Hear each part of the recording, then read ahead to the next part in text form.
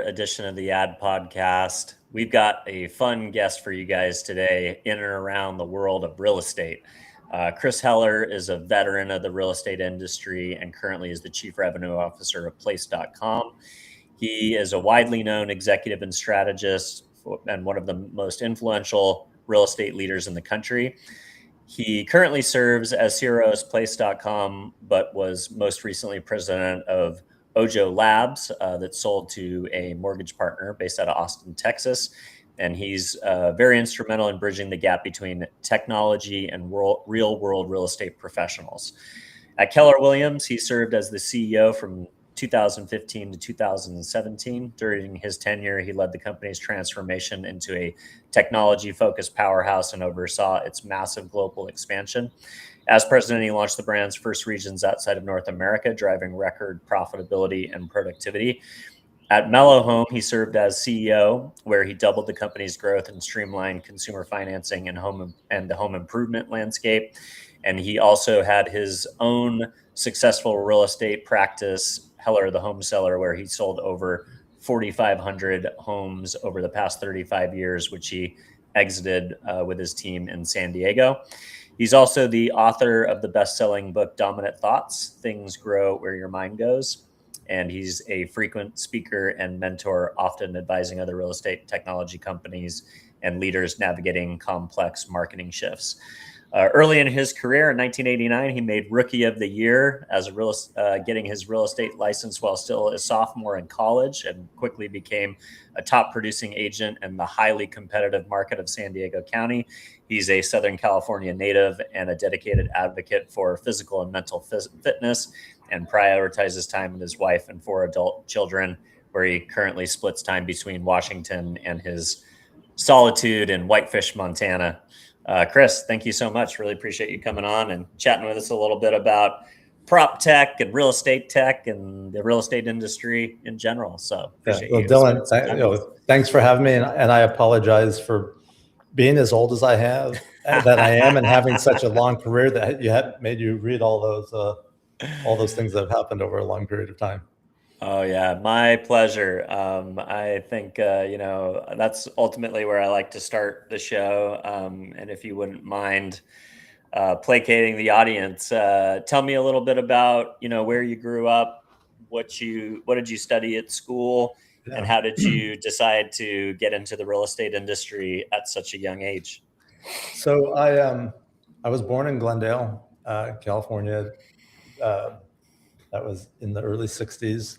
And we moved back then, for those of you that were on the planet then, LA, the smog in LA on a daily basis was so bad that as a kid, and I'm sure as an adult, but I don't know because I was only a kid, you couldn't take a deep breath without your chest hurting.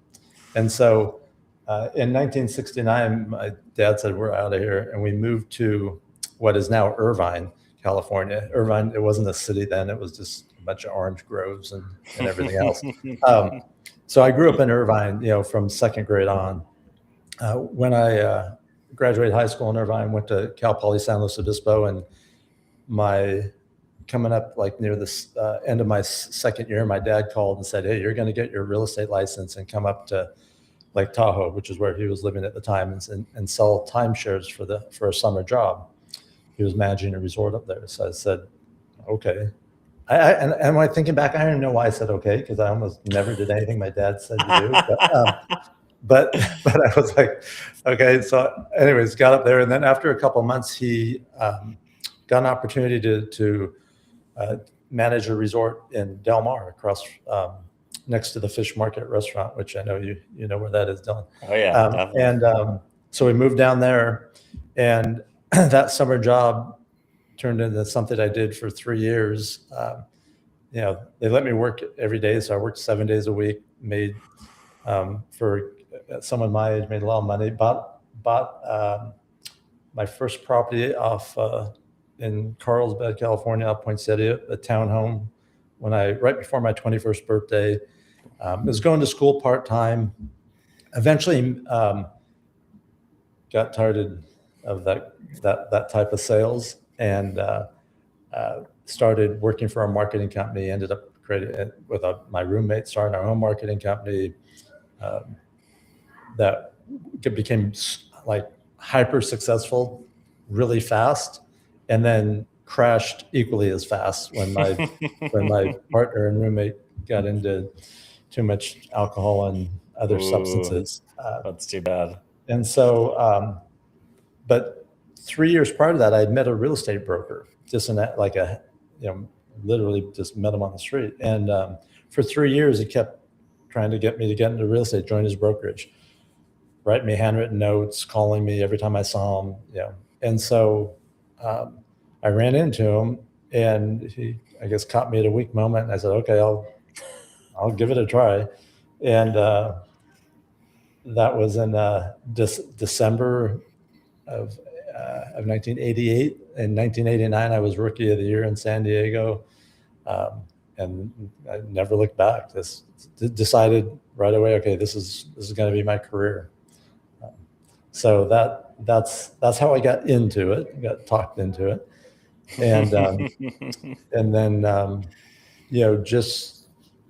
through really taking what I like to call just a common sense approach and a business approach, exceeded what most agents ever thought possible by just treating it like a business and like a real job.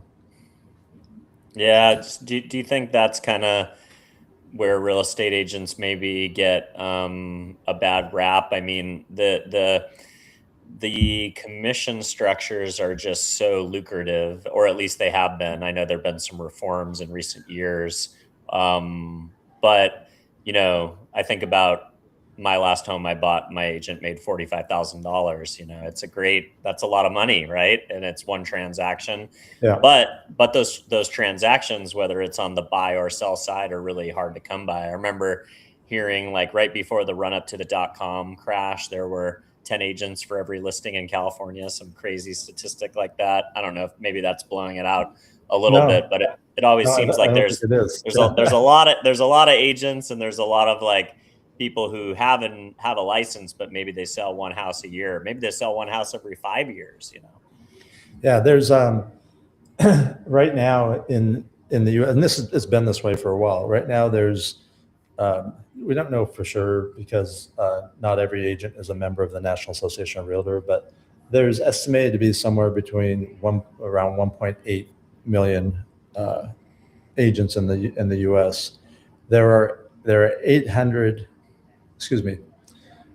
8 million transactions last year. So that means the average agent, if you just said they were all doing the same amount, was doing 3 or 4 or 5 of those of the transactions, and that's it's like any industry. You have a small percentage that do the majority of the business, but I think back to your question. I think most agents, I think the bad rap comes from a lot of things. It comes from, number one, there's a lot of ease of entry, right? You don't have to do anything significant to get a real estate license or become an agent. So that ease of entry is there's pros and cons to that. Secondly, as a consumer, it's hard, then there's always been this generalization that, an agent's an agent. Like, if I find the house I want to buy, it doesn't matter which agent I use, or if I'm going to sell my house, they're all going to do the same thing. There couldn't be anything farther from the truth. But because there's so many of them, the chances of being connected to a great one is pretty slim, right? Like, if I need an agent, and I use agents, right, in Montana and Washington and other places. I'm being an agent this afternoon to look at a property, but I know what to look for. I know what that 1% looks like. And when you're dealing with the top 1% in any industry, you're not going to go, wow, did they make too much? You're gonna go, thank God I had this person on my side. Thank God I had this accountant or this attorney or this surgeon or whatever. The problem is most people don't connect with that 1%. They connect with one of the other 99 and have an experience that oftentimes at best is mediocre and many times is subpar. Yeah, I've used 4 different agents through the 4 transactions that I've done, and one of the agents represented my wife for her mom's condo, her grandma's house, like several transactions throughout the family during that time frame, because it was kind of a consolidation moment for us and the family.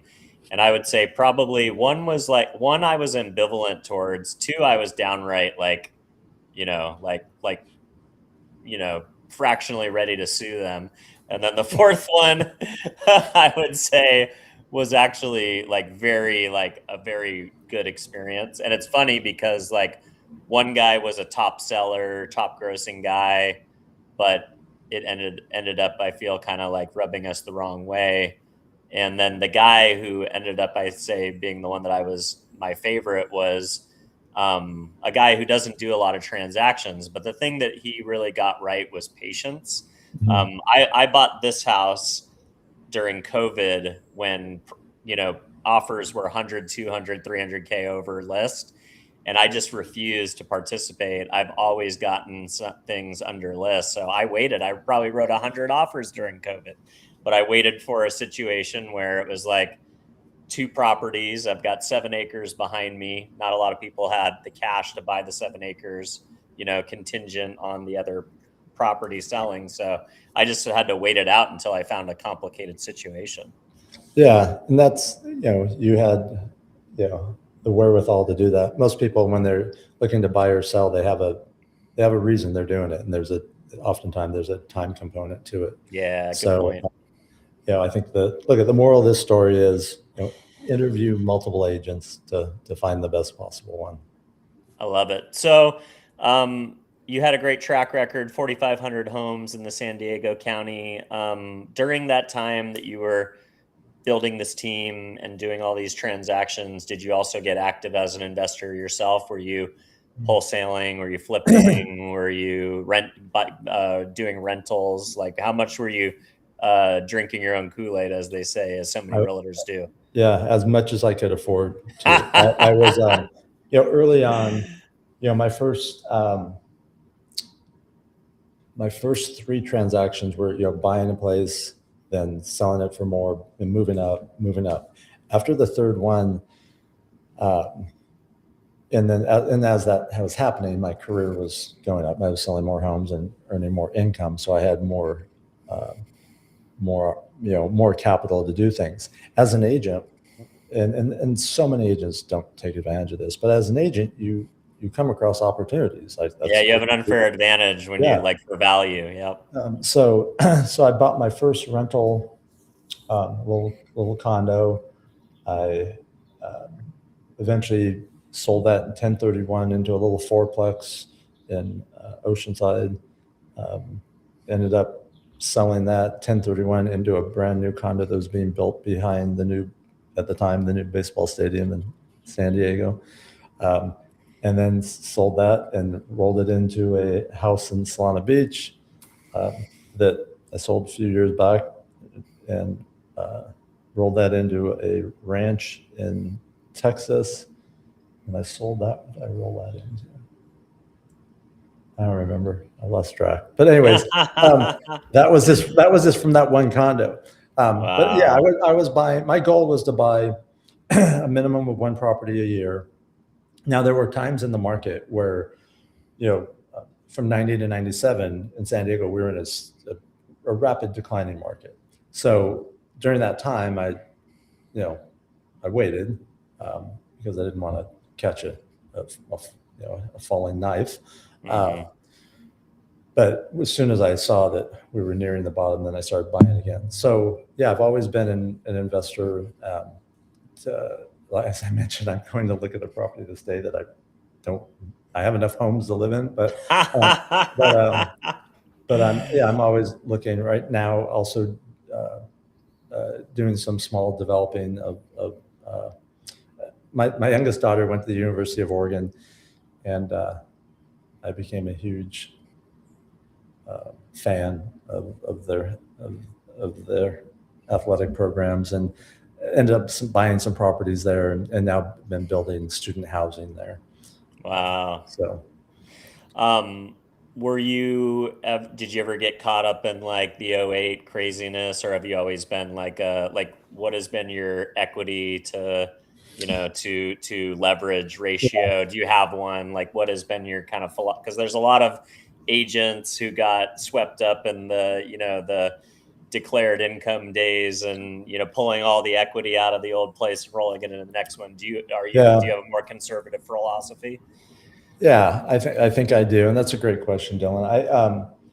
I also studied, because it was my job to study the market, right? So in 2005, I think at the time I probably owned, I don't know, 10 or 12 properties in and around San Diego, and I started to see a shift, and I started to see a shift between supply and demand, because that's what I watched. I looked at the numbers every week. I charted it every month, and you can see things. So you start to see in 2005, and now prior to 2005, from like 1998 to 2005, we had a rapidly appreciating market, and there was more demand than supply. In 2005, I started to see supply starting to creep up, and demand is kind of holding steady. If that trend continues, what's going to happen. There'll start to be, market slows down, starts to be downward pressure. So, and I also knew that prior to that, watching cycles from the time I was a kid, watching economic cycles, especially in Southern California, things tended to follow like a 7 to 8 year pattern. So in 2005, knowing that the market had bottomed in 97, and then, here we are 8 years later, I knew we were kind of due for an adjustment. So in 2005, I went through an exercise and I said, okay, which properties do I want to hold for the next 10 years, and which ones do I not want to hold for the next 10 years? And my thinking, my rationale was, okay, well, if it's an 8 year cycle, and by the time it comes back up, that could be at least 10 years. So I sold 4 or 5 properties that I thought, I don't want to hold these as long. One of them had negative cash flow, but it had appreciated so much that I didn't want to hold anything with negative cash flow in a downturn. So I sold 4 or 5 properties in the fall of 2005. 2006, market started slowing down again. 2007. Now, I had no idea 2008 was going to happen. Right? Who knew? I think one guy knew. Right. Yeah, the big short guy. Yeah, but so I looked like a genius for getting out at the peak of the market. But yeah, I never over leveraged. I never, I viewed debt for the good it can do, but not as a tool to go crazy. And then there was a stage in my life where it's like making a conscious effort to get rid of debt. I remember, it wasn't that long ago, I think I probably had over 10 mortgages, and okay, this is, mostly properties support them and the positive cash flow, but it's still a lot of debt. So, started getting rid of that. So no, I never, I'm not going to say that it was all skills. Some of it was luck. But I never got into trouble like a lot of people did. Very cool. All right. So when did you decide you'd had enough of just the the day-to-day of running a shingle and selling houses and representing buyers and sellers? And when did you decide that you wanted to get into leadership and start moving into some of these organizations and running from an executive perspective, and starting to then after that thinking about the prop tech space? Yeah, so I'll start with the last point. So I was always interested in technology. In fact, in the late 90s, I actually hired a guy. I think he lived up here. He lived in Seattle, and I flew him down and put him up in my guest house, and had him create a software program for me to be able to do more lead generation with an auto dialer. It was some things that now are table stakes, but back then were pretty so I've always been involved and interested in technology. And I've also been I'm not one of those people that like, oh, this is the way it's been done and this is the way we need to. I'm always looking for different ways, better ways, always looking to improve on what I'm doing or how things are being done. As I was selling more and more homes, you need help, and because you can't, it's like a busy doctor's office. The doctor needs a receptionist and an insurance broker and a eventually your resource becomes your time, right? Yeah, and so eventually what was created was a team of people that would help me and our clients. I joined an organization. I switched brokerages in 2004 and then launched some of their franchises in San Diego, and quickly became some of the most successful franchises in the country for them. I also, by 2009, was the #1 agent in that company out of over 100,000 agents in the country. And so I was becoming well known within the industry. I didn't make a decision to do something else. Now, I always had the feeling that whatever I was doing, and I have this feeling to this day, everything I do is preparing me for something else. It's preparing me for the next thing. What that next thing is, I don't know. I got a call one day from the CEO of the company. This was in 2008, saying, "Hey, I know you're going to be in town next week. When you are, I want to meet with you. We have been, all of our competitors, the other brands, real estate brands, have been global brands for over 2 decades. They're in countries all around the world. We're only in North America, and it's time for us to start going global. And there's 2 things that need to happen. Number one, we need to, the owner of the company won't let us do that until we reach a certain thing, and within a couple of years, we'll reach that. But secondly, we've never known anyone that we thought could do that, and we think you could do that. And if you're interested, I'd like to talk to you about it next week." I said, "Well, I can tell you right now I'm interested." And now, what I was saying I was interested in was taking a U.S. brand and taking it global. I was a real estate agent. I had no idea how to do that. No idea what it would take. But I also knew I had a couple of years to prepare. And so for 2 years, I prepared. In 2010, I was named the president of the company, in charge of all our global expansion. And over the next 5 years, launched Keller Williams Realty in over 20 different countries around the world. And then ultimately, as you shared at the beginning, became the CEO of the company. But that came, and it's funny, I just shared this with a group of agents yesterday. That opportunity came because of the results that I was getting. And I've always had this philosophy, and maybe just because I'm an introvert and I'm kind of shy, that I let my actions do my talking for me. And so my philosophy was always, hey, I'm just going to do so good and get such extraordinary results that people will notice, and that's when the opportunities will come. And my whole life, it's worked that way for me. Now, that does require that you get extraordinary results, which is where the hard work comes in.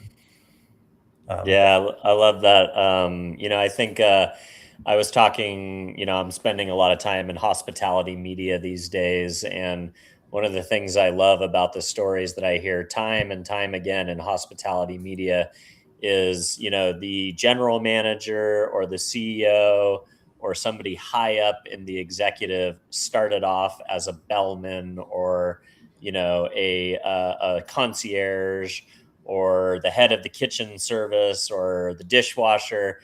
Hospitality is a very democratic, work your way up, industry. And I feel like real estate has that same kind of like, it's not just about going and getting a certain type of degree in education and MBA. It's really about proving yourself in the marketplace and showing that you can deliver. And that's what gets you these bigger opportunities, is being successful in the craft of being a real estate agent versus kind of the traditional, some of the other corporate ladders, so to speak. Yeah, 100%. Very cool. All right. So Keller Williams, an amazing story, launched over 20 different markets, like you said. What was the hardest thing in taking a North American brand and translating it to these 20 different regions, other than obvious things like language and culture. Yeah. And those But are, like it's like you said, like there are some brands, real estate brands are kind of like, I don't know, like maybe Century 21 had global recognition as an American brand, but maybe Berkshire with like the kind of the Berkshire Hathaway patina. But what was the hardest thing in launching that international expansion? the, the hardest thing was finding the right local leaders. And so here's what I did. And because there was no one in the company that knew how to do it. And that's why they were saying, hey, we want you to figure this out. So what I did for about a year, I was still running my real estate business. I would call real estate brokerages in other countries. And I would call and say, and I usually would call like a US brand, that was operating there. Like you mentioned, Century 21 or Remax or, one. And I'd say, hey, my wife's being relocated to France, and I sell real estate here in the U.S. and I was thinking maybe I'd do it there. Can you tell me, what that would be like and how does it work? And so I would do these calls like every night all around the world for like a year, and I would hear. I just learned a ton. Like I learned why they bought the U.S. franchise and what they liked about it, and what they don't like, and what they were surprised with and what they were disappointed with, and so that helped me craft what our value proposition needed to be. And then I hired a guy to do research, and we ranked. We came up with all this criteria, and we ranked every country in the world, and we had these big sheets with every country on them, ranked like, okay, these are the best countries to go to in this order. And then as I started again, thinking about how we're going to do this, I also met some people. I'm always been good about like getting help and asking questions. So I found a guy who had done something very similar in Asia, and so spent a lot of time talking to him. I ultimately hired him as a consultant for a while. I don't know how, but I also met the guy who helped Starbucks do all their international expansion. Oh, and he was very generous with meeting with me and answering 1,000 questions that I asked him. And what I determined was that the most important thing was not the criteria that we came up with, we tore up all those sheets and focused on, okay, we just need to find the right leaders, because no matter how good our offering is, no matter anything about the real estate market, if we don't have the right local leader who's going to build Starbucks in that country or Keller Williams in that country, it's not going to be successful. So then my quest was, okay, how do I do that? And that's what I put all my focus and energy into. And again, it was just there's a lot of, this was before Zoom, so a lot of Skype calls. That's wild. Day and night. Yeah. Well, at the end of the day, not surprising that comes down to people first, right? Like, market. You can't do a slick marketing campaign or anything other than start with, the foundation, which is great people. So I think that's a good reinforcement. So, all right. So then you went over to mellohome, which was basically a company in and around the financing of home improvement and landscaping. Tell me about that jump and what was interesting about it, and give me a little bit about that journey. Yeah, so mellohome was a company that came out of Loan Depot. Loan Depot at the time was the second largest lender in the country, second largest non-bank lender. Rocket Homes was the largest. Loan Depot was second largest. And I had met one of the executives while I was at Keller Williams, and he had called me right after I left Keller Williams. He didn't know I left, and said, "Hey, I think there's a partnership opportunity here." And I said, "I left the company, but I don't disagree with you." He said, "Well, hey, if you're ever in Orange County, we'd love to talk to you, regardless." So several months later, I knew I was going to be in the area, and I called him the week before and said, "Hey, I'm going to be in the area. If you're happy to meet with you if you want." So he goes, "Yeah, that'd be great." So I get up to their offices, very impressive. And I walk in the lobby. He comes down and says, "Hey, all right, great. We're going to go up and meet with the CEO." I'm like, in my head, I'm like, "Oh gosh, who's the CEO?" who I like, what, like, I thought I was just going to have lunch with this guy or have a meeting with this guy to talk about real estate and mortgage. And so next thing you know, I'm, being introduced to the CEO, who was a very successful, self-made billionaire. This was his third successful company. And I walked into this giant office, this giant table, and he's in there, and I'm about to sit down. I look over, and on a credenza, there's a model of a fishing boat. And having grown up in Southern California, I went fishing all the time. I said, "Is that your boat?" And he goes, "Yeah, it's one of them."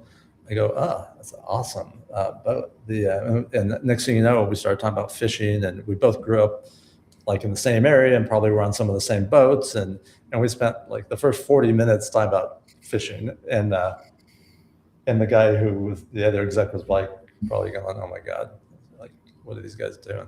Anyways, then we got into talking about, home ownership and real estate and the challenges and what's impactful to consumers. And he's like, people in real estate don't talk like you talk.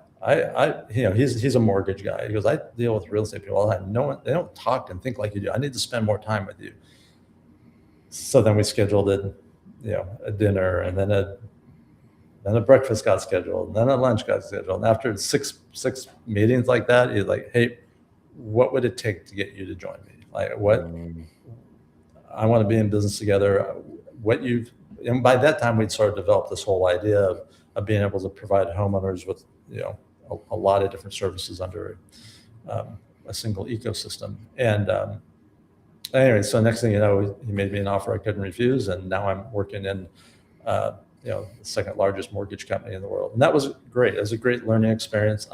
Having been in real estate, you deal with mortgage people every day, and as your consumers do. But in the year and a half I was there, I learned more about the industry and about the mortgage industry than I had in probably the 20 previous years.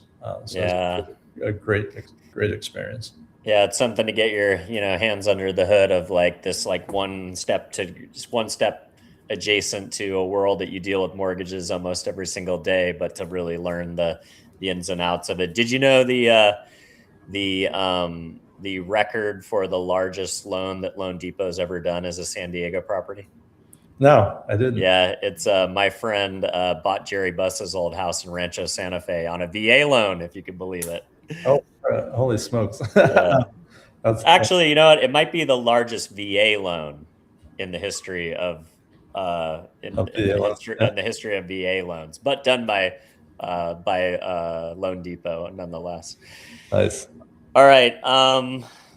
Cool. So, I want to get into a little bit about the books that you've written as well. So, you wrote this book, Dominant Thoughts, Things Grow Where Your Mind Goes. And this isn't a book about real estate. It's a mindset book. It's a strategy book for leadership and personal productivity, meant to be bigger than just people in the real estate industry. So what was it that was keeping you up at night that you wanted to birth this idea or put a book out into the world? All right. So there were two parts to that, two answers to that question. One was I'd had the thought many times, but when you're going and growing and your career's moving, you always think, well, I'm not ready for that because there's more chapters that I have. There's more to do. But I finally got to the stage and the age where looking back, I was super fortunate to have some incredible mentors from an early age, and all through my career, like the founder of Loan Depot and the founder of Keller Williams and many others that I work daily with, and you just learn a lot.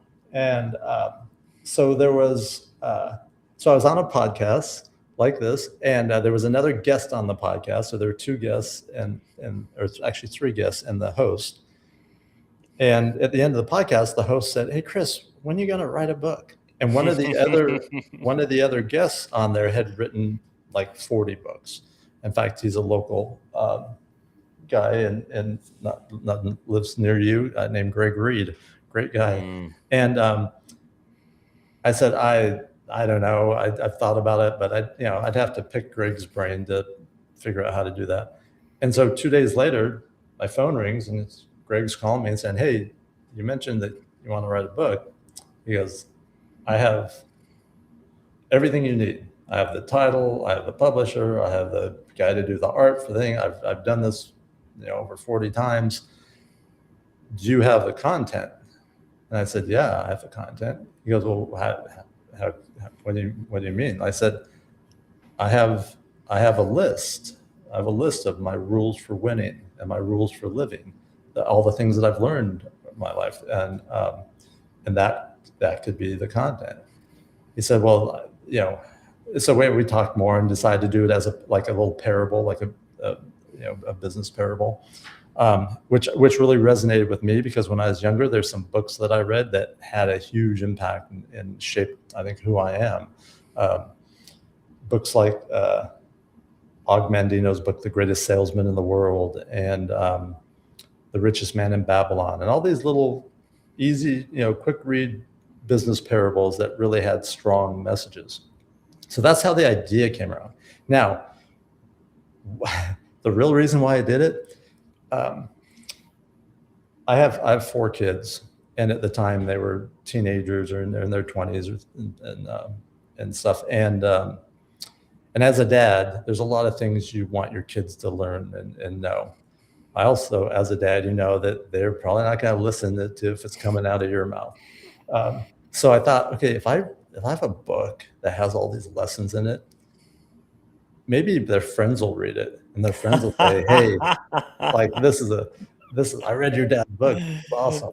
And I thought, okay, even if that doesn't happen, there's a lot of other young people, that are getting going, getting started, that could, hopefully don't have to go through 30 or 40 years of learning these things the hard way, that they could read it in a book. So that's why I did it. I love it. Well, I love that, there's that saying, a prophet has the least honor in his own home, right? Like no matter how successful you become, sometimes your kids don't want to hear it from you. But, I love that idea. It reminds me of a story. So I read Never Eat Alone at a young age. And it was, I read it right out of college.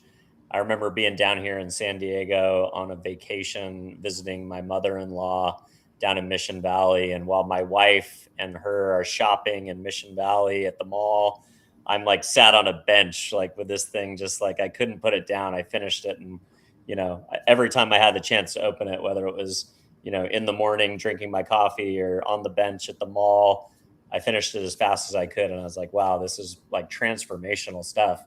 And it was before LinkedIn, so it was like networking and creating business relationships. Those of us who can remember a pre-LinkedIn world where you had to go out there and find networking events or send letters and send emails and do kind of some old fashioned, things that were very different in kind of building those successful business relationships was just so transformational. And I got an opportunity to work for Keith for a few years. And I remember a guy who was the chief revenue officer of Facebook came in to meet with Keith. And I got to sit in on the meeting, and he was talking about like, why do you want to write a book? And this gentleman looked at Keith and he said, Keith, I want followers like Dylan is to you. I want followers who believe in my ideas as much to like, talk about the idea that it's transformational, formational, want to work at your company because of your book. That's real followership. That's real influence. That's not social media influence. Yeah. I thought that was pretty impactful. So that's very cool. Yeah. And the other thing too, like as you mentioned, the book is a story about a mentor and a mentee, but it's really about mostly mindset. And when I look back at my career, that's the one thing that I think I probably did best, was just create a really strong mindset, a really strong success mindset. And, in sales, which is where I've always spent my time, but I think this translates to most industries. I think 90% of what it takes to be successful is your mindset. how you think about things, how you react to things, how you handle things. The other 10% is the nuts and bolts of doing what we do. So it was a topic that was really easy for me to work on and write about. Yeah, I was reading a post on Facebook this morning. Prospects smell desperation, and real pipeline success is like when you have so many things in the pipeline that you don't care if anything falls out. Like, yeah, you want it to all work out. Like, the more money you can make, great. And I don't mean be cavalier. I don't mean treating customers or prospects poorly because you don't value them and you don't consider them. But there's a difference between, confidence and wanting to do a good job, but also knowing that if anything were to fall off your pipeline today, you really could give a care about it other than you weren't going to make a little bit of extra money. That kind of confidence gives you a lot of power. It does. And I talk about that very thing. I talk about it in a slightly different way. I talk about not being attached to the outcome, right? Because when you're attached to the outcome, that's like a prospect being able to smell that your desperation. Yeah. And when you're attached, you feel emotionally, you react emotionally, you're gripping too much.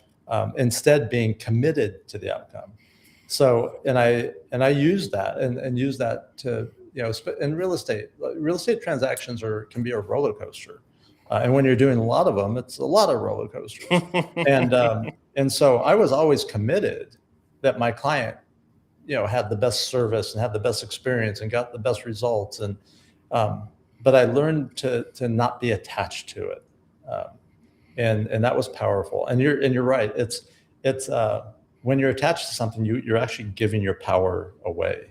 And when you're not attached, you hold on to that. So yeah, I've been saying that to a lot of people for a long time. The way you said it, I really like. Yeah, no, it was funny that I saw that on Facebook, maybe literally right before we jumped on this call. So that was great. All right.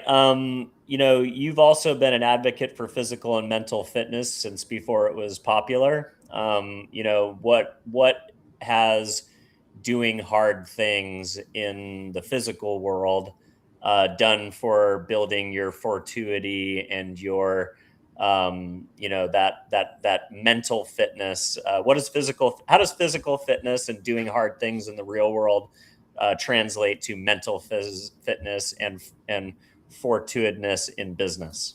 I think and you're bringing up a topic that's very near and dear to my heart. I think it translates beautifully. When I was a really little kid, 4, 5, 6 years old, I remember my mom would watch Jack LaLanne every day. And for those that don't know, he was like the first fitness guru, the original fitness guru. And he would have all these exercises he'd show, and then you'd do them at home. And there are two things that I remember, it's weird that I remember these, but and I don't even know if he said this, but I remember that's the story that I have. But one was you are what you eat. All right, you are what you eat. And the second one was strong body, strong mind. And then as I started to get older, I got that's a whole nother story for a whole nother podcast. But when I was in high school, my parents moved, and I chose is probably a good way to say it. I chose not to go with them, and I got a job, and I got a car, and I got an apartment, which I don't recommend for any parents to let their high school kids do this. But when I bought my first car, I was like, it was so important to me. And so I put the best gas in, the highest octane gas. And whenever I'd change the oil, I'd buy the most expensive oil. And then it dawned on me, our bodies are just a machine. Why would I not, and my body, my life is more important than this car. So I should treat my body the same way. So in high school, I was shopping at a health food store. Wow, you got that insight early. Yeah. So I was really mindful of what I was putting in, not only my automobile, but but this machine also. Yeah, so cool. I love that, especially that you were so early to that trend. And now it seems so, especially growing up in Carlsbad and Encinitas, where, you can drive down to the supermarket and there's 5 gyms, a cold plunge center, somewhere where you can get an NAD shot and, a stretching lab, all next to the Ralphs down the street. But, maybe there's a little bit of overkill in, your former community and mine. But, I think it's, if anything, it's a good trend, like anything in excess could become an idol, I suppose. But, I'd rather be overspending my money on cold plunging and doing sauna and breath work and sound baths than, spending $500 at the bar or something like that. So yeah, 100%. Love that. All right. We spent a lot of time talking about your past. Let's talk about place.com. So you've done so much exciting things over the years. What was it about place.com which seemed like a fun next chapter? Tell us more about the business and how are things going?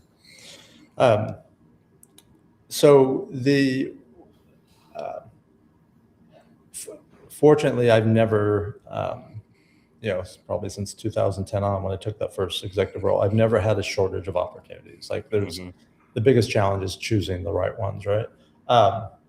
And when we sold our company a year ago and I decided not to stay on, with the new company, there were lots of opportunities. I learned the hard way that the most important thing is who I spend my time with and the quality of people. It's a cliche, but life's too short to be in situations or environments that aren't healthy or you don't feel good or that don't give you energy. And so that was the number one criteria that I was looking for. Number two was I like to win. And and I want to be I had to see a path to winning. And then I had to, number three is I had to be with a place where I trust and respect the leaders and that I know they trust and respect me. Those are like non-starters. And so this company fit the bill. Now, the founders of this company I've known for a while, like over 10 years. So I had that going for me.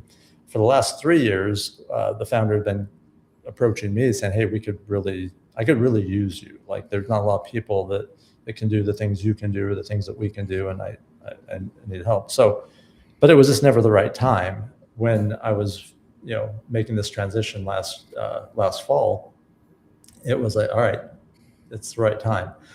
Place is a platform for real estate agents and real estate teams, for mortgage lenders, soon for insurance brokers, soon for inspectors. But we do all the things for them that without us they'd have to figure out on their own or do on their own. And many of those things they're not good at or they don't like doing.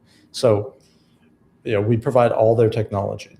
Right? So instead of buying 20 different technology products and platforms and tools, we provide it all. So they save money by not having to do that.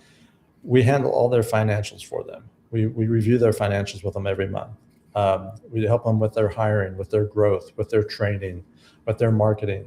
So we do all the things so they can do what they do best as service providers, which is just to provide service, to sell, help people buy and sell, help people finance, those type of things.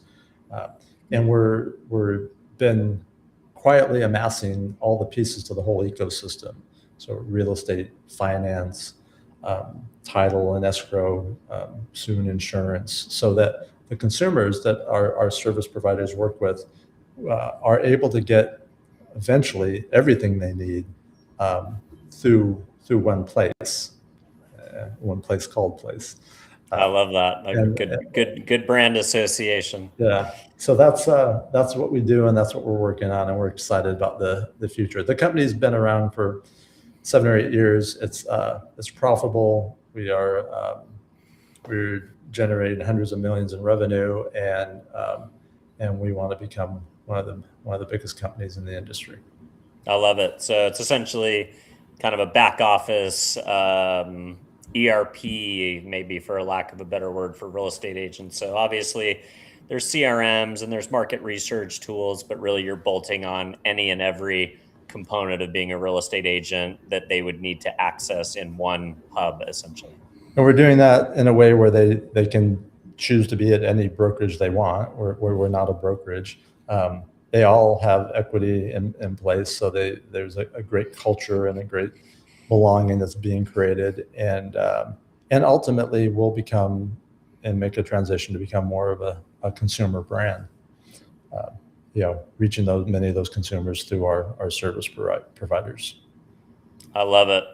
Well, we've made it 15 minutes in without saying the word AI, but I think it's about time. That's one of the first podcasts I've been on in a long time that we've accomplished that. I think it's unavoidable. I don't think it should be the first thing that we talk about every time, and it doesn't have to be like the idol front and center, but I think it's an unavoidable, thing to talk about. But one of my fascinations is how is AI displacing industries that I don't spend as much time in as a day-to-day operator.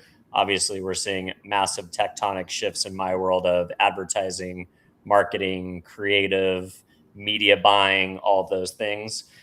What are some of the most practical ways that you see AI is augmenting the real estate agent? And will we at any point, do you think, see AI, the big buzzword this year is agentic, and it's literally in the word agent. Will we see AI real estate agents at some point? Yeah, I think we will, but I think by the time that happens, we'll see. That's when there's going to be AI everything, right? And I don't know if I'll be around for that. That's the stuff that we see in movies that will likely be happening. But in our industry, so AI has been already being rapidly developed and rapidly utilized in the real estate industry. Everything from how we search for homes to the activities that agents do. I'm seeing people and companies leveraging, agentic agents for almost as a personal assistant or as part of their team to be able to, respond to consumers in a more timely or professional manner, or to be able to do things quicker or with less effort, to create their marketing materials, their correspondence. I mean, the sky's the limit on what and how we can leverage AI for. I think ultimately, though, I mentioned this earlier. I'm going to look at a property this afternoon. Mm-hmm. I'm going to meet an agent. Now, I have as much experience in real estate as anyone walking around on the planet. I've negotiated more transactions than 99% of them. I understand the process. I understand everything. You could do it on your own if you wanted to. I could do it on my own if I wanted to. You don't need an agent, but you see the value in agents. I see the value of someone that has this local knowledge, who's going to be able to tell me things about the difference between living on this side of the street and that side of the street, or a mile closer to here, a mile there. All the things that I'd have to spend a lot of time here and do, and even no matter how much research I did, there's certain things I wouldn't know. And I think what will happen is for humans, as the pendulum swings more towards automation and AI and machines doing things and thinking for us and all those things, that we'll get to the point where we will covet and crave the human interaction. Right now, I think a lot of it gets taken for granted. But as that pendulum swings over, I think there'll be a time where it comes back and say, "Wait, I want to talk to a real person. I have these real fears or concerns about, is this the right time? Am I doing the right thing?" And having that advisor, that consultant, that confidant is never not going to be valuable. So I don't know. I could talk about this topic for a lot more time than we have. But will it change the industry? Yes, it'll change every industry, and that's that and in ways that we yet can't even imagine. Will agents go away? No, I think what will happen is, I think a couple things will happen. One is the gap between, for lack of a better way of saying it, the haves and the have-nots, the agents that are doing a lot of business and the agents that are not. I think that gap will widen, because I think the agents that are leveraging technology and AI in a way will be able to do a lot more, a lot faster, and the ones that aren't are going to start to get left behind. But do I think agents will disappear? That's a real stretch for me to think that. Yeah, I think you're right. Yeah. I think the more AI becomes the dominant topic, the more when I make a call to, Southwest Airlines or my credit card company or a hotel, I always hit the zero. I want to talk to somebody. I want to get this figured out, Yeah. and I know that they're trying, the world is trying to push that out through these chat bots and things like that. But the human customer experience, the human customer service experience, I think, is something that certain consumers will continue to crave. All right. Well, I have you for 4 more minutes, and I feel like I would be remiss to not ask you to at least give me a little bit of an insight on where you think we are in a multi-decade housing mega cycle. Some analysts predict 2026 marks the beginning of potentially some restructuring. At the end of the day, we've got some pretty interesting headwinds, more private single-family residents being owned by institutions than probably ever in history, with potentially some legislation to, push back against that. You've got, it harder for agents to do their jobs based on regulations and lawsuits from the federal government to the National Association of Realtors. You've got home ownership being something that millennials, Gen Z and Gen Alpha no longer see as attainable or maybe even fashionable. The average homeowner rate is now 42 years old. But somehow San Diego prices keep going like that. I keep hearing, about this potential bust and recorrection. And, I've been lucky enough, like you, to buy at the bottom of the one cycle that I've lived through. But where do you think we are in the crystal ball of Chris Heller? Where are we in the current market?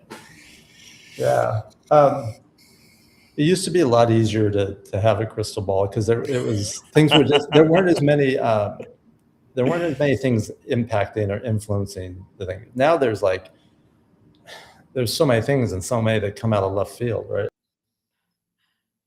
Back to your question, I think we are due for a correction, right? There hasn't been any market. Now people are gonna hate on me for this statement, but there's no market that perpetually goes up, right? Now you see people say, well, the Dow Jones has gone up over the last, but there were times where it went down. Yeah, there were dips. Yep. And so you don't have a constant up market forever. The biggest challenge we have is affordability. And affordability is impacted by 2 things. It's impacted by the price, and it's impacted by the interest rate. Mm-hmm. And how do you think make things more affordable? Either lower interest rates or lower prices. And there will be a time where, if inventory continues to grow, where there will be more supply than demand, and that will put downward pressure on prices. We're already seeing that in some markets around the country, like Florida, and other markets. Austin, Texas went through that, maybe still is a little bit.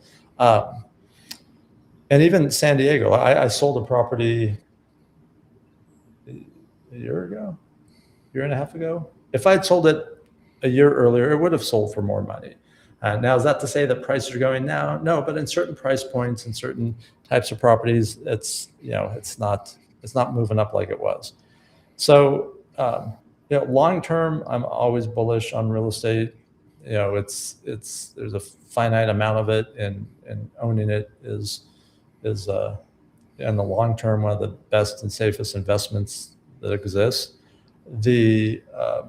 But there's times where it goes up and down. And what happens as consumers, we have a very short memory. Like we don't, we remember what the last few years were like, but we don't remember I guess there was a time when prices were going straight up and there was 27 offers on every home, or now where prices are softening up and I'm not getting any offers on my home. So I think we're due for an adjustment. I don't think it's going to be a crash. I don't think it's going to be a bust. And as I say that, I didn't know 2008 was going to happen either. So, who knows? But I think here's the way I look at it. I'm always a buyer if I'm getting a good buy. And, and I know in the long run, I'll be fine. So, are there strategic times where you could be selling, and doing that? Yeah, if you really, really want to play the market, but, good luck on timing things. Yeah, especially with a transaction like real estate that doesn't allow you to just log into your E-Trade account and hit a button, right? Yeah. All right, Chris. Well, hey, really appreciate you spending an hour with the audience to give us your story and your thinking. If folks at home want to follow along, where would you like to send folks to stay in touch and or continue to follow along with your thinking? Yeah, you can reach out to me for any reason or any question or anything I can help with. I'm on every social media platform. I have a little website, chrisheller.co. But yeah, just any social media platform, feel free to reach out if there's something I can do for someone. Amazing. And for those of you at home, if you're seeing the show for the first time, don't forget to give us a follow or a subscribe. A honest review is how the audience finds the show on whatever platform you might be listening. And if there's somebody out there, real estate agent, entrepreneur in the property or fintech, prop tech space, or somebody who's just would be interested in having a conversation about investing or buying real estate, don't forget to share the show. And with that, Chris, I will wish you a good afternoon. And next time you're back in the North County, San Diego area, don't forget to look me up.